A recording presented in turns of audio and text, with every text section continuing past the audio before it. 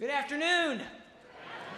Happy Independence Day. We are so glad that you are here and are joining us for our third annual Family Fourth celebration. This has become, well, just one of my favorite things to do. And so I'm glad that you are a part of this. We've got so much in store for you the next 3 hours. It's going to be a treat. My name is Aaron Hufty, and it is my joy to serve this fellowship as the Associate Pastor of Worship and Music.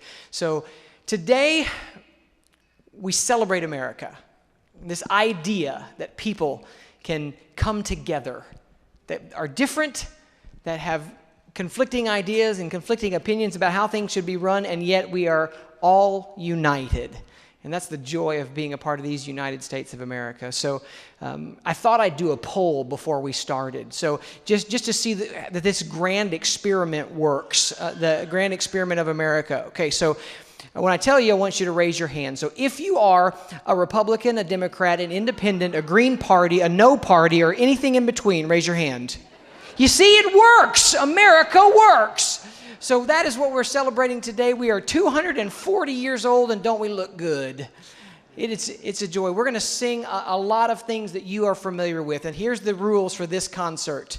Sing along.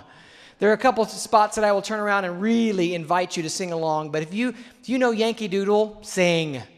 Your Grand Old Flag, sing. There's so many things that we're just going to invite you. This is visceral. It needs to be a part of us. So welcome. Happy Independence Day, and thanks for celebrating with us.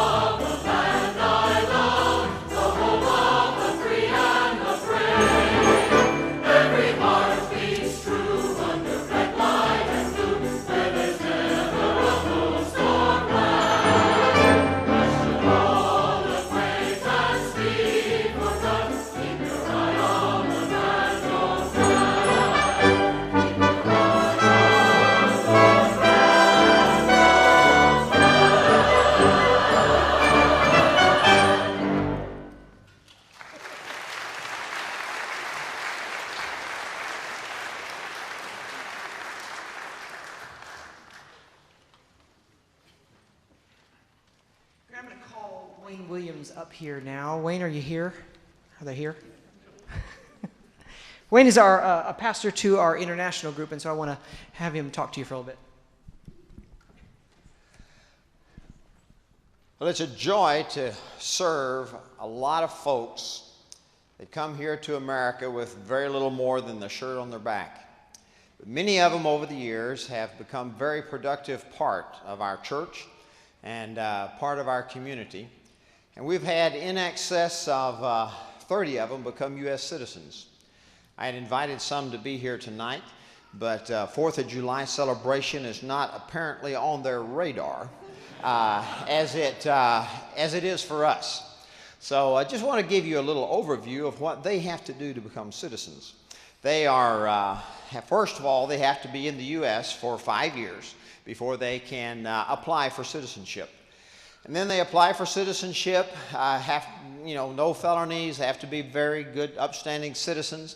And then they have to take an exam, a written test in English, with 20 out of a possible 100 questions. Questions like, how old does the president have to be before he can be president?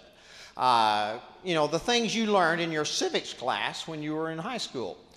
And so they have to answer those questions, and they also have to pass a personal interview in English to be able to understand a paragraph read to them, and then to be able to answer questions and feedback to the interviewer in English what's going on in the content of that paragraph.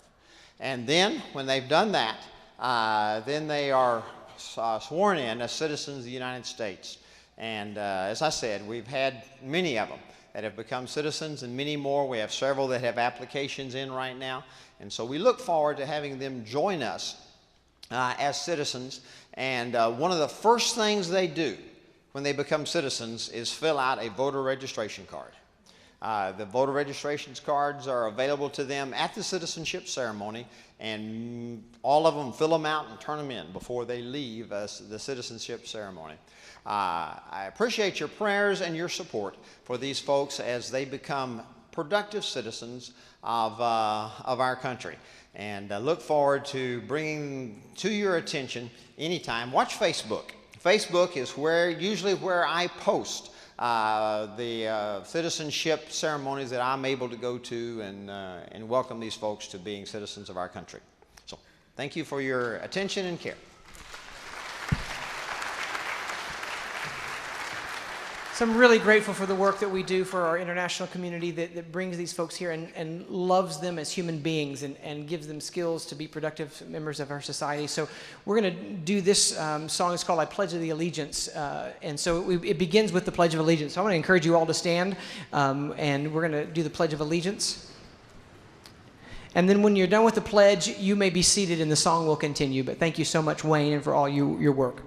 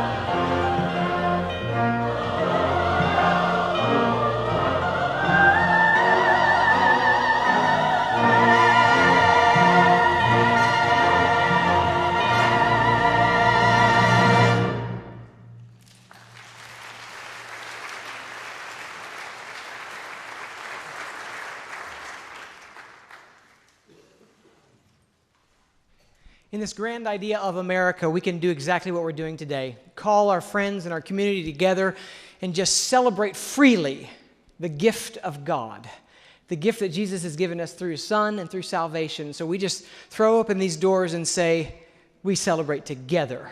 So let's sing together. If you'll take your hymnals, they'll in front of you in the pew racks. Turn to hymn number 634. We're going to stand together and sing, My Country, 'Tis of Thee. Stand with us.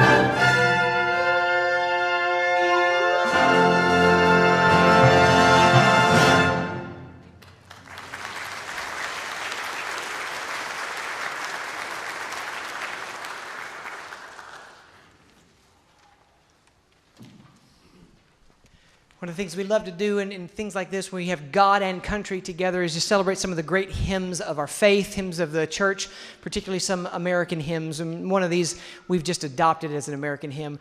The one you just heard was Eternal Father, Strong to Save, which is the Navy hymn. Such a great text, such a great command of God and country. And I encourage you to look it up. Eternal Father, Strong to Save. It's in the hymnal. But you'll enjoy singing along with this montage of American hymns.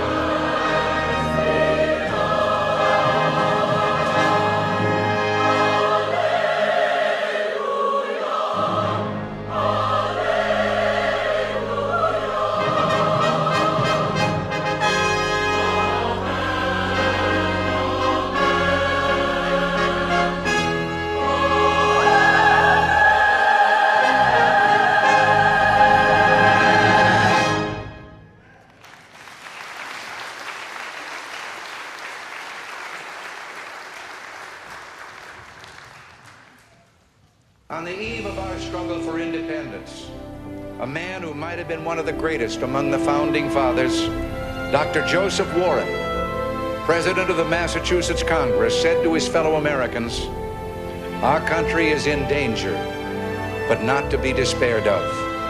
On you depend the fortunes of America. You are to decide the important question upon which rests the happiness and the liberty of millions yet unborn.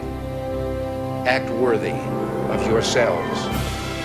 Well, I believe we, the Americans of today, are ready to act worthy of ourselves, ready to do what must be done to ensure happiness and liberty for ourselves, our children, and our children's children. From time to time, we've been tempted to believe that society has become too complex to be managed by self-rule, that government by an elite group is superior to government for, by, and of the people. We are a nation that has a government, not the other way around. And this makes us special among the nations of the earth. Our government has no power except that granted it by the people. It is made up of men and women who raise our food, patrol our streets, man our mines and factories, teach our children, keep our homes, and heal us when we're sick. Professionals, industrialists, shopkeepers, clerks, cabbies, and truck drivers. They are, in short, we the people. Their patriotism is quiet but deep. Their values sustain our national life. With the idealism and fair play which are the core of our system and our strength, we can have a strong and prosperous America at peace with itself and the world. So with all the creative energy at our command, let us begin an era of national renewal. Let us renew our determination, our courage, and our strength. And let us renew our faith and our hope. It is time for us to realize that we're too great a nation to limit ourselves to small dreams. We will again be the exemplar of freedom and a beacon of hope for those who do not now have freedom. We are a nation under God, and I believe God intended for us to be free.